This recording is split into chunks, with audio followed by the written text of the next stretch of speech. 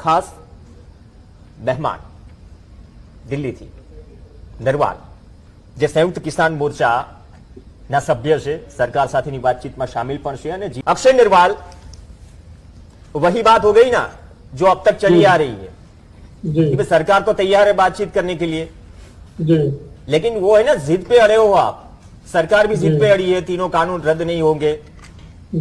आप बोल रहे हो कि पहले रद्द करो, तो ऐसे तो कैसे बातचीत होगी? आप मतलब अंतर तो घट गया, आप बॉर्डर से जंतर मंतर पे आ गए, संसद से नजदीक है, लेकिन खाई तो वही है ना। 6 महीने तक बातचीत नहीं, वैसे ही चलता रहेगा। और किसानों के मुद्दों में बाकी अन्य मुद्दे, किसाई के जो मुद्दे हैं, मतलब उसकी रजाई है, उसके अंदर जो वर्तमान मुद्दे चल रहे हैं वो तो दब रहे हैं। जी जी, देखिए जो आपने बात कही कि ऐसे बात मामला कैसे आगे बढ़ेगा, कृषि मंत्री भी कह रहे हैं कि बिंदुवार चर्चा के लिए तैयार है। लेकिन मैं सबसे पहले एक बात कहना चाहूंगा, 11 दौर की वार्ता पहले हो चुकी है किसानों की सरकार के साथ। सबसे पहले तो कृषि मंत्री जो आज हमारे तथाकथित कृषि मंत्री बनकर बैठे हैं, वो कृषि मंत्री की पावर लेके आए, वो कृषि मंत्री की पावर लेके आए। जब किसानों से बात करें, वो किसानों से बात करते हैं, लेकिन 10 मिनट के बाद कॉल से बाहर जाके पता नहीं किससे बात करते हैं, जिससे वो बात करते हैं, जिससे वो सलाह मशवरा करते हैं, जिससे वो पूछते हैं किसानों के लिए क्या करना, किसानों की सीधी उनसे बात होनी चाहिए। अगर कृषि मंत्री के हाथ में कोई पावर ही नहीं है तो कैसे चर्चा होगी? ऐसे कैसे से कह रहे तो माहौल बढ़ेगा। और जो बिंदुवार चर्चा की बात कृषि मंत्री जी कह रहे हैं, मैं आपको बताना चाहता हूँ, 3 दिसंबर को जो बैठक हुई थी, उस बैठक में बिंदुवार चर्चा हुई थी माननीय मंत्री जी। तो उस बैठक में जो बिंदुवार चर्चा हुई, उस समय क्या हो गया था? उस समय आप जो किसानों ने खामियां गिनवाई, उनका क्यों नहीं जवाब दे पाए? तो बार बार उन्हीं बातों को रिपीट करने का कोई फायदा नहीं है। अब की बार मतलब खामियां गिनवाई, अक्षय जी खामियां गिनवाई, सरकार वही तो कह रही है कि जो खामियां है उस पर हम बातचीत करने के लिए तैयार है। अगर खामियों के ऊपर काम हो जाए, मतलब सोल्यूशन मिल जाए आपको, तो फिर ये जिद क्यों?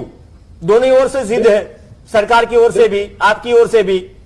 जी देखिए, मैं एक बात कहना चाहूंगा, जो बीजेपी पार्टी है ना, ये पार्टी नहीं है, ये झूठ का पर्यायवाची बीजेपी पार्टी और नरेंद्र मोदी बन चुके हैं। मैं आपको बताना चाहता हूं, जब हमने खामियां गिनाई, सरकार के मंत्रियों ने स्वीकार की खामियां हैं, सेक्रेटरी जो सचिव उन्होंने स्वीकार की कि खामियां है, पीयूष गोयल जी ने स्वीकार किया कि खामियां है, लेकिन बाद में ये राज्यसभा लोकसभा में पूछते हैं कि इन कानूनों में काला क्या है। फिर उन्होंने वहां पे झूठ क्यों बोली? जो बात कहते हैं हम, जो इन तीनों काले कानून है, आज जो किसान है अपने एंड पॉइंट पर खड़े हैं। अगर किसान पीछे हटता है तो तब भी किसान की मौत है, तो किसान संघर्ष करेगा, लड़ेगा और जीतेगा यहाँ से। और अपने तीनों काले कानून जो इन्होंने बढ़ाए किसानों के खिलाफ, उनकी वापसी कराए बिना वापस मतलब आप यूपी जाएंगे, जो शिव कुमार कक्का जी ने बोला, इलेक्शन में सरकार के सामने प्रचार करेंगे, लोगों को जागृत करेंगे। मिशन यूपी कांग्रेस बीजेपी ने तो शुरुआत कर दी, आप भी शुरू हो गए। मतलब देखिए, और क्या करे किसान? अच्छा, कोई पत्रकार या इस देश का बुद्धिजीवी हमें सुझाव दे कि किसान क्या करे, क्योंकि जो ये पार्टी है, इस अपनी पार्टी के ये धर्म के ऊपर राजनीति जरूर करती है पार्टी, लेकिन इस पार्टी का अपना कोई धर्म नहीं है। मैं बताना चाहता हूँ, ये पार्टी किसी भी चीज को नहीं समझती। किसान इतने महीनों से बॉर्डर के ऊपर शांतिप्रिय तरीके से प्रदर्शन कर रहे हैं, क्योंकि इस पार्टी का लोकतंत्र में विश्वास नहीं है, इस पार्टी का देश के संविधान में विश्वास नहीं है कि राइट टू प्रोटेस्ट का हक है इस देश की जनता को। तो किसान क्या करे?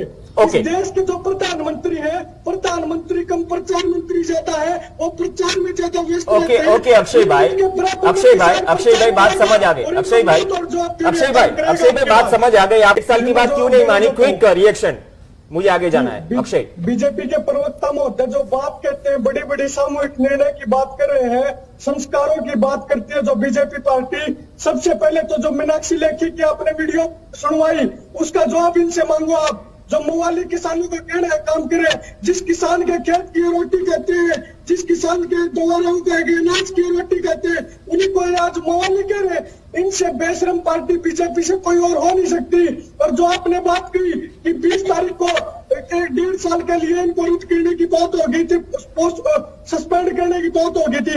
मैं बताना चाहता हूँ उस समय बीजेपी पार्टी कहाँ चली गई थी जब किसानों के कानून बढ़ रहे थे, जब किसानों से आप किसान नेताओं से क्यों नहीं पूछा गया? आप उस बात का जवाब दीजिए। बड़े जब क्यों नहीं पूछे? जब आपको लगता है, आज देखिए 200 किसान संसद 200 किसान दिल्ली में गए थे और 200 किसानों ने मात्र इस सरकार के फिल्टर शॉर्ट कर दिए, और ये सरकार जब जब बैकफुट पे जाती है तब तब कहती है हम ये करने के लिए तैयार, वो करने ओके, वही बात हुई ना अक्षय। ओके, अक्षय निर्वाल सिंपल इस बात पूछिए। अक्षय भाई जी भाई, आप एक काम क्यों नहीं करते? सब मामला ही एमएसपी का है, मतलब एमएसपी को लीगलाइज कर दो। युद्धवीर सिंह, कक्का जी, राकेश टिकैत सब बोल रहे हैं, चीज तो यही है ना कि मंडियां खत्म हो जाएगी तो एमएसपी के लिए किसान कहां पे जाएगा? तो ये मांग पहली क्यों नहीं रखते?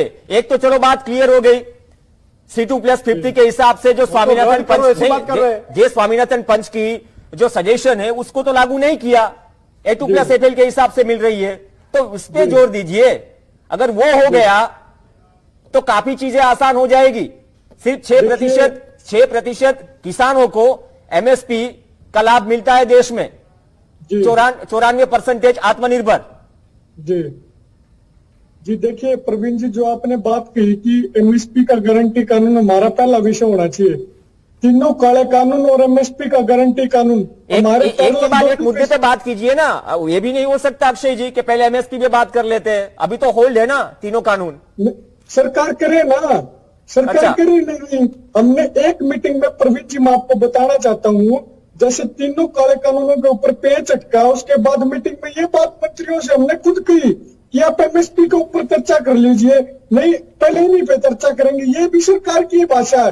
और दूसरा मैं ये कहना चाहता हूँ प्रवीण जी, आप एक बात बताइए, जो आज किसान लड़ाई पूरे देश में लड़ रहा है वो मात्र किसान की जमीन की लड़ाई नहीं है, ये भारत देश के 125 करोड़ लोगों के जमीन की भी लड़ाई है। आप एक बात बताइए, एसेंशियल कमोडिटी एक्ट 1955, वो एसेंशियल कमोडिटी एक्ट से किसानों को इतना नुकसान नहीं होगा जितना नुकसान कंज्यूमर को होगा। तो आज जो किसान लड़ाई लड़ रहा है वो पूरे किसानों की नहीं है, मात्र वो पूरे देश की जनता के हकों की, पूरे देश की जनता की मूलभूत आवश्यकताओं की लड़ाई किसान लड़ने का काम कर रहा है, वो मात्र किसानों की लड़ाई नहीं है।